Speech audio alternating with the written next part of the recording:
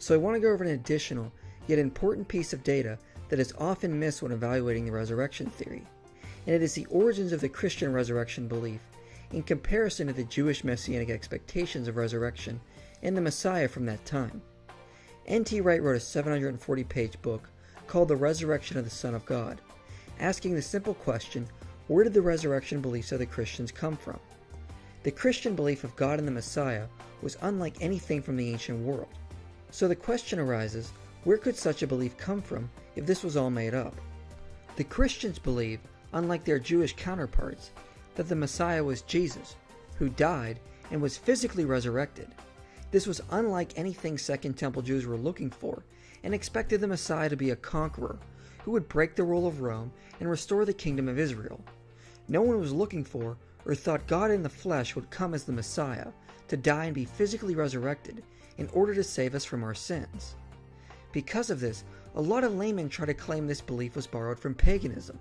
However, it is not supported by any New Testament scholarship, for the simple reason that pagans didn't believe it was possible to come back from death.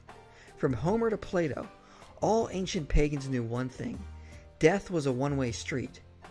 Aeschylus said, "Once a man has died and the dust has soaked up his blood, there is no resurrection." Callimachus wrote a dialogue of someone asking a soul in Hades if there was a way out. "O Charideus, what of the world below? Much darkness. And what of an upward way? A lie." In the Iliad and Odyssey, the theme is pretty obvious. Once you are dead, you stay dead. When Priam mourns the death of her son Hector, Achilles tells her, "Lamenting for your son will do you no good at all. You will be dead yourself before you bring him back to life."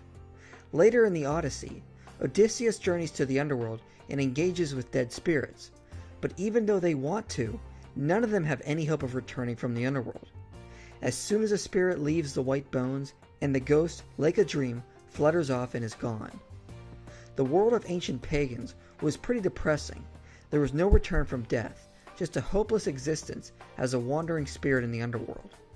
Later on, there is a bit of hope in the works of Pindar, Plato, and Cicero, who argued although the body would die, the soul was immortal and would leave this world for a better spiritual existence. There was in fact a heaven the pagans could hope for, but it was not a bodily resurrection. In fact, a bodily resurrection was something that would have disappointed them, who hoped for liberation from the physical and to be transformed into a spiritual existence.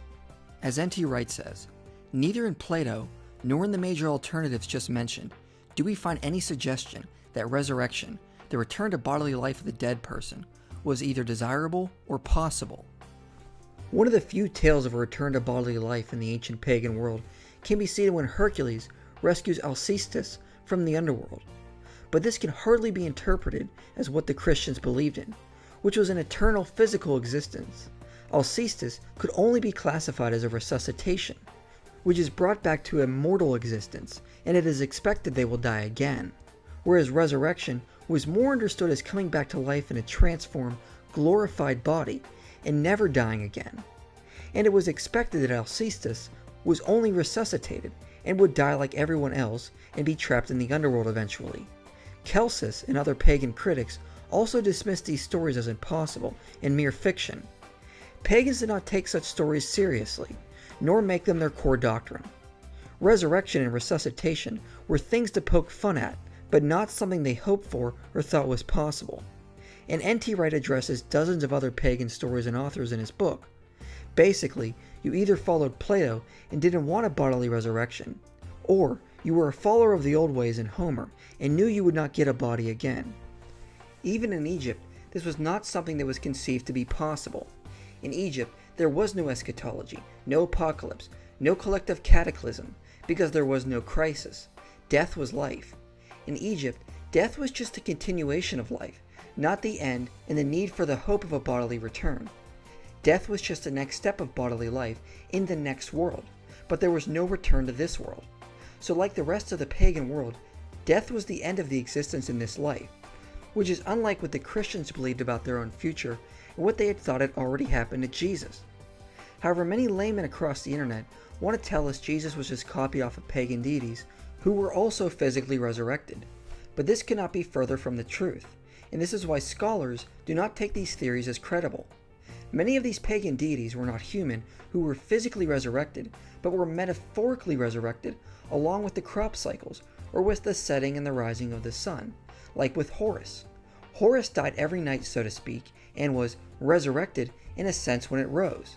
As N.T. Wright says, did any worshippers in these cults from Egypt to Norway at any time in antiquity think that actual human beings, having died, actually come back to life? Of course not. These multifarious and sophisticated cults enacted the god's death and resurrection as a metaphor, whose concrete referent was the cycle of seed time and harvest, of human reproduction and fertility. Stanley Porter says, bodily resurrection is not part of such cults and their beliefs. This pagan idea of gods dying and rising did not fit with the idea of how resurrection was actually defined in Christianity, that is, of a physical human body dying and coming back to life in a transformed, glorified body. This was in contrast to Second Temple Jews. While there was a variety of Jewish beliefs about the afterlife, ranging from those like Philo, who agreed with Plato that heaven would be in disembodied existence, to the Sadducees, who thought there was no afterlife at all, but that when we died, we simply rotted in the grave, and that was the end of our existence. But the majority of the Jews held to the Pharisaic idea that at the end of time, God would resurrect his saints into an eternal physical existence. Heaven would not be a disembodied existence, but a new heaven and a new earth with new glorified bodies. For the Christians, their belief that Jesus was resurrected was strictly Jewish in origin. It was the Jews who believed that at the end of time, God would resurrect all his children into an eternal bodily existence. However, Wright notes, the Christian belief mutated in several ways, and it is difficult to explain how this happened. First, the Christians made resurrection their central theme. There are many long Jewish works from around that era, which never mention resurrection. But for the Christians, this was their central theme that defined them. The early Christian movement fully centered around the idea that Jesus was resurrected, and their future hope rested in what he had done. As Paul said very early on, if there is no resurrection, your hope is in vain. There is no reason an early Jewish sect would feel the need to do this. Adding to that, the early Jews talked a little about resurrection, but they did not know what it would be like. Would it be shining like a star, as Daniel put it, or would it be a body exactly like the one we have now? But the early Christians moved from this debate to claiming they knew exactly what the resurrected body would be like, based on what they believed had happened to Jesus, and not what they had read from the Old Testament. For them, the resurrected body would be something transformed from the old material into a new incorruptible body with new properties. N.T. Wright notes that Christians like Paul or Matthew would constantly pull from the Old Testament to show Jesus was a fulfillment of the law. The Christians were constantly appealing to the Old Testament to support their case. But strangely enough, when they describe the resurrected body, there is a lack of appeals to the Old Testament description of the resurrected body. If the Christians were ransacking the Old Testament to try to make up a story of a resurrected Messiah, you would expect them to do that with the resurrected body as well, and paint the body of Jesus shining like a star, just like Daniel puts it. But instead, they described a body unlike what people were expecting and provide no Old Testament support for it. The next mutation is the resurrection of the dead has become a two-stage process. They agree with Pharisaic Judaism that the resurrection would happen to all God's people at the end of time, but they also said it happened to Jesus in advance. There is no reason any Jewish sect would make this claim. The only people to ever suggest a theory like this were in fact the Christians. Jewish saints who had previously died, like the Maccabean martyrs or early prophets, were said to have been vindicated by God and would be resurrected with all God's people at the end of time. But no one ever dared to claim this had already happened to them. If resurrection was just a way to describe how a martyr was vindicated by God, we would expect to see this of all saints who had died, like Moses up through John the Baptist. But we don't see any Jews applying this language. Nor do we see the Christians describing this to have happened to these other saints as well. Only the Christians said this only happened to one man who had died, Jesus of Nazareth. To claim such a thing would not only be incompatible with pagan beliefs, but also with Jewish expectations. To claim to Pharisaic Jews that one person had been resurrected in the middle of time would have been odd as saying that the Roman emperor was the Messiah. No one would have expected such an event to happen, and no one expected this to be about the Messiah. Which brings us to the most important mutation the Christians made. The Christians claim that Jesus was the Messiah specifically because of his resurrection. No Jews had expected this because no one had expected the Messiah would die, let alone a shameful, humiliating death by the Roman enemy. Yes, there are Old Testament texts that Christians appeal to support their case that the Messiah would die for the sins of mankind, but it is very clear no one had read them in that way until the Christians came onto the scene. The Jews expected the Messiah to be a conqueror who would free God's people from the yoke of Rome and establish an everlasting kingdom of Israel. The Messiah was to be like King David, not a poor man from Nazareth of all places, who was just a spiritual teacher and who the Jewish authorities turned over to the Romans to be shamefully mocked and executed like a criminal, all to die for our sins. The Second Temple Jews didn't believe or expect this to be necessary. Such a portrait of Jesus for any Jew should have dispelled any hope that he was the Messiah instantly, as so had happened with other supposed messiahs from around that time. What I mean to say is, we have evidence for several messianic movements from before and after the time of Jesus, and they all mostly end with the death of the alleged Messiah. And no one at that point thought their death meant they were indeed the Messiah. Quite the opposite. The death proved these men were definitely not the Messiah, and the movements that surrounded them disbanded once they had died.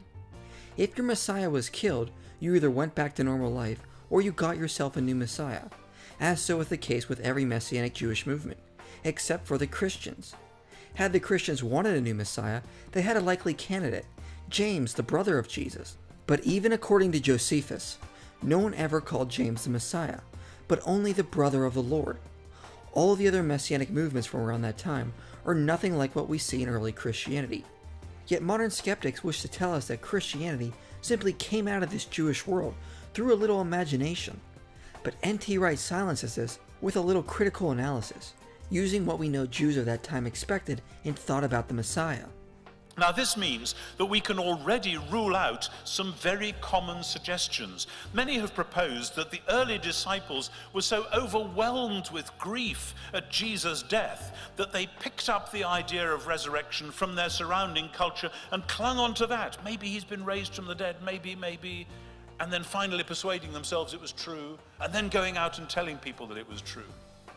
Some have suggested that the earliest Christians believed that after his death, Jesus had been exalted to heaven, and then they gradually started to speak about resurrection because of that.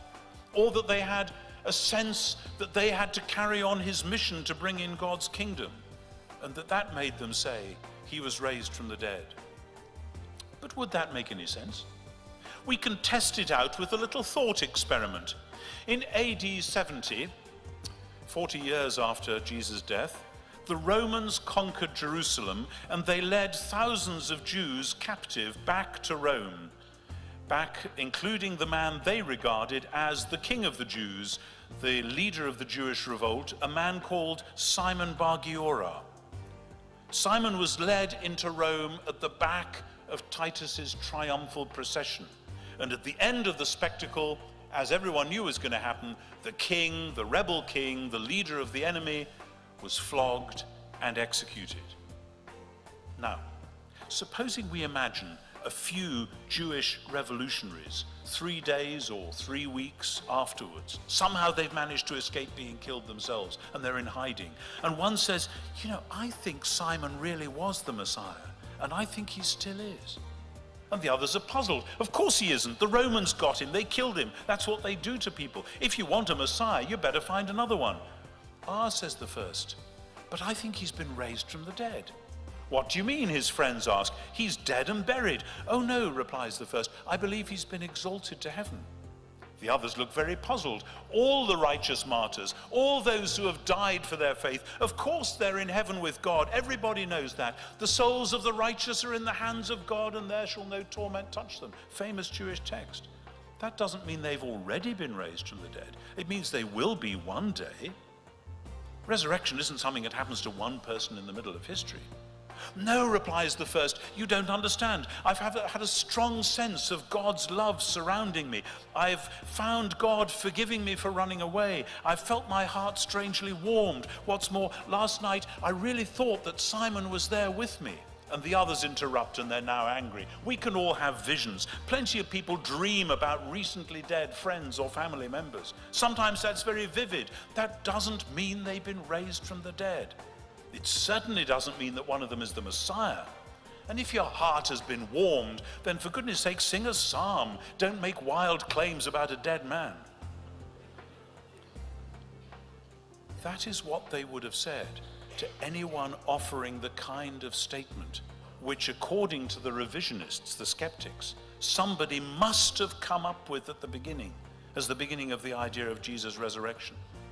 But this solution isn't just incredible, it's historically impossible. Had anyone said any of those things that revisionists have suggested, some such conversation as I've just given you would have ensued. A little bit of disciplined historical imagination is all it takes to blow away enormous piles of so-called historical criticism. Christianity is still an anomaly of history. Based on what we know about Jewish messianic expectations and movements from that era, it should have been easily predicted that upon the death of Jesus, his followers should have disbanded or found the new Messiah. But the exact opposite happened, which doesn't make any sense with Second Temple Judaism. From knowing everything we do about that time period, we would never have predicted such a movement should have formed. Something completely out of the ordinary would need to have happened, which transformed ordinary Jews from believing a Pharisaic view about the Messiah into a completely new, unexpected Christian view. What happened which caused such a historical anomaly? Looking at the theories we went over in the previous video, which attempt to explain this data, we have to realize the mythic theory has no hope of explaining this. We know the physical resurrection belief about the Messiah was not something Christians made up long after the disciples had passed away, because of the creed Paul preserves for us in 1 Corinthians 15, which is dated to within 3 years of Pentecost. This belief about Jesus was there from the start, as even Josephus records, and even if someone later on wanted to make up a story about a Jewish sage, reporting that he was physically resurrected was so misplaced from Jewish expectations and what the surrounding pagan world had hoped for. It would have made more sense for the pagans to paint Jesus like a second Socrates, a martyr of wisdom who had ascended to the spiritual realm, and by following his teachings, you can make it there too. Not that he was physically resurrected in space and time, and only through accepting him as Lord and true Emperor and King, you can be saved. A similar story would have happened if someone wished to convince the Jews. Just paint Jesus like another Old Testament prophet who was persecuted for his faith to God. But to declare him Messiah and that his kingdom on earth had already begun made no sense for the Jews who were still under Roman rule. Because of this, we also have to rule out the conspiracy theory for the same reasons. And also, if the Christians were simply making up a story to fool people into believing Jesus had resurrected, we would expect them to ransack the scriptures and report Jesus was shining like a star, just like Daniel says, instead of making up something no one was expecting. It would have been harder than today than if we declared Martin Luther King Jr. was a resurrected Messiah. Surely he was a great teacher and leader who was killed, but that doesn't mean he was raised from the dead, let alone a prophesied Messiah. The only way anyone would be convinced of this is if he appeared to them alive. And even if, against all odds, one managed to come up with this utterly misplaced idea and convince all the other remaining followers of Jesus, they would still have to justify the other facts we already went over, meaning they would have to steal the body, possibly induce group hallucinations to cover the other appearances, then take the light of their grave through persecution and torture. With the hallucination theory, as N.T. Wright went over, if someone thought they had a vision Jesus was vindicated by God and was in heaven, that would not mean he was physically raised, let alone the expected Messiah. It would have simply been dispelled as a vision, or the disciples would have taught Jesus was spiritually vindicated. But to be bodily raised was something so far out of Jewish expectations, no one would have ever hallucinated that someone could dream up such a story, let alone hallucinate that the event actually happened. As we went over in the previous video, for hallucinations to occur, there needs to be an expectation beforehand. If no one is expecting something, or doesn't have the idea already in their mind, no one is going to hallucinate it. So the hallucination theory is very improbable, given the background knowledge we know of the Jewish culture. No one wanted this to happen, simply because no one thought it was even possible. The only thing that could cause this radical new belief is something would have had to have happened, which could give the disciples a new perspective. New information would need to be introduced which could cause this new idea that radically transformed the world, and I don't see any other theory which can account for this besides the resurrection theory. From knowing everything we know about Second Temple Judaism, we would never have predicted such a belief would form unless that event actually happened. Combining this with our other pieces of evidence, we can see how other theories which attempt to explain what happened become very improbable in fitting the culture and data. The best theory that can fit all the data is still the one that was reported. The Christians preached Jesus was resurrected because that is what happened, and only that happening could convince them to believe it. Well, Ehrman's theory rests on the foundation that the origins of the resurrection belief stem from a simpler belief that Jesus was exalted to heaven, which also somehow meant he was resurrected. But as we've already shown, this doesn't add up. The Jews never expected or thought the saints who were exalted to heaven were somehow also resurrected and alive again. Resurrection was an event that would happen at the end of time to everyone at once. No one ever described a dead relative or a saint as having already been resurrected. Nor did the Christians use this language to talk of other dead saints, like John the Baptist or Elijah. Only they said this only happened to Jesus. On top of that, nor do the Christians describe the resurrection of Jesus like the general resurrection that is described in Daniel. Jesus is not shining like a star, as Daniel puts it, but is described in a completely new way. So Ehrman's argument that the disciples stole this idea from their surrounding culture in the Old Testament is untenable and cannot explain the origins of the resurrection belief. It simply could not have come from their culture, as he postulates. On a side note, it can be debated if the Christians thought Jesus would come back in their lifetime, or if they were actually using Jewish apocalyptic language to describe a coming judgment on Jerusalem, which took place in 70 AD, as well as if in speaking of Jesus' return, he was going to come back to fulfill Jewish messianic expectations and establish the earthly ruling throne of David over Rome. The Christians clearly changed their beliefs into thinking Jesus was meant to establish a spiritual kingdom of love and mercy, in which Christ would work through the church to redeem creation. But neither of these are pieces of our evidence, so we'll move on. Ludemann also says the belief in physical resurrection stemmed from the disciples and Paul experiencing the hallucinations of Christ in the context of their culture. They thrust bodily resurrection onto their visions because that is the only way Jews could understand such appearances. But this is untenable for what the New Testament reports. The Christians claim to have visions of other people who had died, and never once claimed they were physically resurrected. Christians in Acts told the servant girl that she had just seen an angel of Peter when she reported to see Peter at the gate. So they understood what visions were. So this shows they did not need to thrust bodily resurrection onto what happened to Jesus. They could have just interpreted it in the exact same way. In fact, no one from that time period would thrust bodily resurrection onto a vision because the Jews did not expect such a thing to happen until the end of time.